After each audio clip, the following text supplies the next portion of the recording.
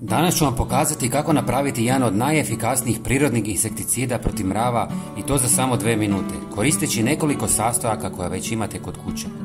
Ovaj repelent ne samo da odbija mrave, već je djelotvoran i protiv žohara, lisnih uši, komaraca, bijelih mušica, gusjenica, krumpirovih buba pa čak i miševa. Ova metoda neće ubiti insekte, već ih samo tjerati. Sastojci koje koristimo su neizdrživi za insekte, što čini ovaj repelent izuzetno učinkovit. Iako imaju svoju ulogu u vrtu i nekad su korisni, mravi mogu kontaminirati hranu i kuhinske površine, što predstavlja rizik za zdravlje.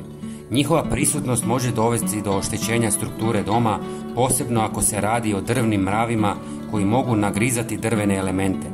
Prije nego vam pokažem repelent, svakako se pretplatite na naš kanal kako biste vidjeli svaki naš najnoviji video. Potpuno je besplatno. Hvala vam. U malo tople vode dodajte pola žlice ljute crvene paprike koja je izvrsno sredstvo protiv mrava zbog svog intenzivnog mirisa i okusa koji odbijaju ove insekte. Kapsaicin, aktivna tvar koja joj daje ljutinu, djeluje kao iritirajuće za mrave, tjerajući ih da izbjegavaju područja gdje je posuta.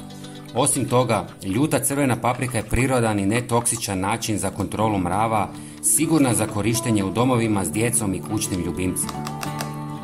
Drugi sastojak je 100 ml octa jer je izuzetno učinkovit u odbijanju mrava zbog svog jakog mirisa i kiselosti koji dezorijentiraju ove insekte. Uništava tragove feromona koje mravi koriste za navigaciju, sprečavajući ih da se vrate na isto mjesto. Osim što je učinkovit, bijeli ocat je netoksičan i siguran za korištenje u kućanstvima, što ga čini idealnim prirodnim sredstvom za kontrolu mrava. I zadnji sastojak je 1 žlica mente. Njegova jaka aroma djeluje kao odvraćajući faktor koji mravi ne podnose, čime se sprečava njihov ulazak u kuću ili prostoriju. Možete koristiti svježu mentu ili suhi čaj od mente. Ova 3 sastojka su dovoljna da odbijete mrave, ali ako imate kod kuće i cimeta, stavite i njega da repelent bude još jači. Sve sastojke ostavite u vodi par sati kako bi se ispustili svi sastojci. Zatim procijedite kroz gazu kako biste mogli špricati.